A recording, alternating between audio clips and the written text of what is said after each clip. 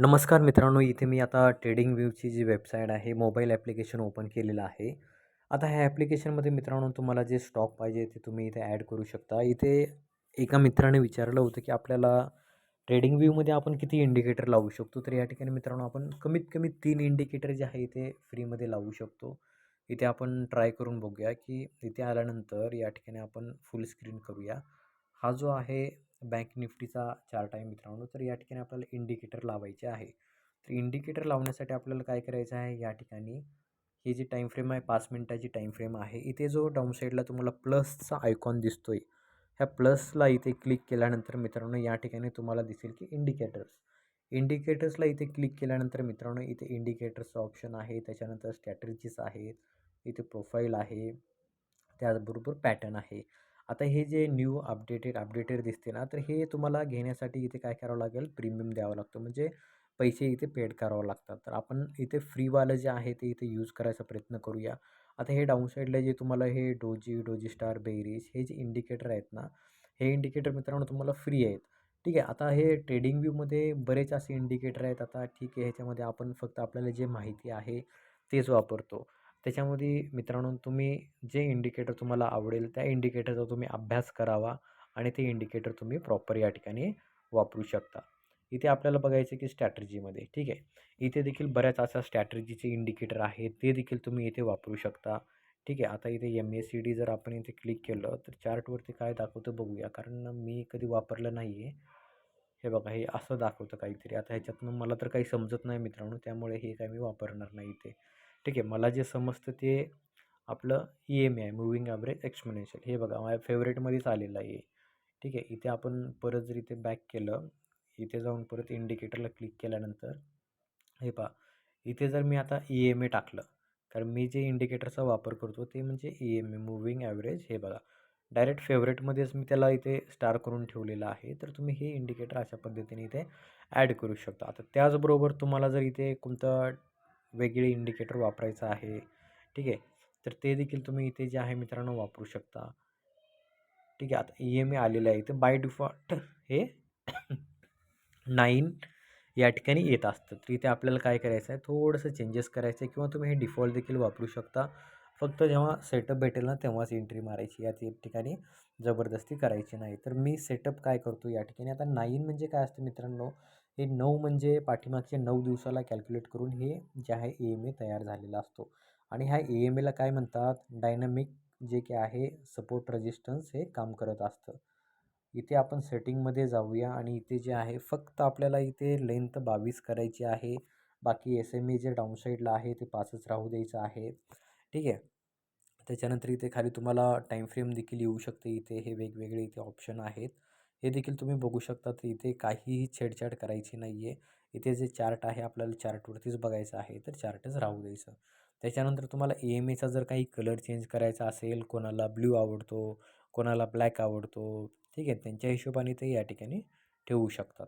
तर या ठिकाणी आपण काय केलं, या ठिकाणी जो आहे ब्लॅक कलर घेतला आणि हे 22 EMA लावलेला आहे इथे आपण. ह्या EMAच्या वरती मित्रांनो कशाला आपलं हे EMA कशासाठी वापरायचं आपण, की इथे आपल्याला एंट्री आणि एक्झिटचं इथे प्रॉपर या ठिकाणी माहिती भेटली पाहिजे, की आपण कुठे प्रॉपर एंट्री मारू शकतो, कुठे एक्झिट करू शकतो. EMAच्या खाली आलं तर इथे आपण पुढचा प्लॅन करायचा असतो, जे की आपला सेटअप आहे. ठीक आहे. आता ट्रेडिंग व्ह्यूमध्ये मित्रांनो इथे 1 मिनिटाच्या टाईम फ्रेमवरती सॉरी आपण इथे जे आहे 2 मिनिटाच्या टाईम फ्रेमवरती इथे 2 मिनिटाची टाईम फ्रेम तर इथे आपल्याला दिसत नाही आहे. इथे 1 मिनिटाची टाईम फ्रेम आहे. 1 मिनिटाच्या टाईम फ्रेमला इथे आपण काय करूया, क्लिक करूया. आता 1 मिनिटाची टाईम फ्रेम इथे येते का नाही, हां आली 1 मिनिटाची टाईम फ्रेम. तर 1 मिनिटाच्या टाईम फ्रेमवरनं मित्रांनो आपला जो सेटअप काय आहे, तुम्हाला सर्वांना माहिती आहे, की जेव्हा सेटअप तयार होईल ना तेव्हा एंट्री करायची. ठीक आहे. तोपर्यंत इथे एंट्री करायची नाही. तो सेटअप देखील आपण इथे बघायचा प्रयत्न करूया. ठीक आहे. सेटअप कुठे तयार झाला, या ठिकाणी. जी की ही ग्रीन कॅन्डल दिसते ना इथे. या ठिकाणी आपण एंट्री केल्यानंतर 1 ते 1.5 कॅन्डलमध्ये आपल्याला इथे बाहेर निघायचं असतं. ठीक आहे. इथे आता जर EMAच्या खाली असेल ना, तर आपल्याला शक्यतो पुटसाठी प्लॅन करायचा असतो. इथे देखील बघा तुम्ही इथे प्रॉपर सेटअप भेटला. EMAच्या खाली पुटसाठी प्लॅन कधी पण. ठीक आहे. EMAच्या वरती आता खाली येते मार्केट, ग्रीन कॅन्डलमध्ये आपण पुट मारायचा असतो.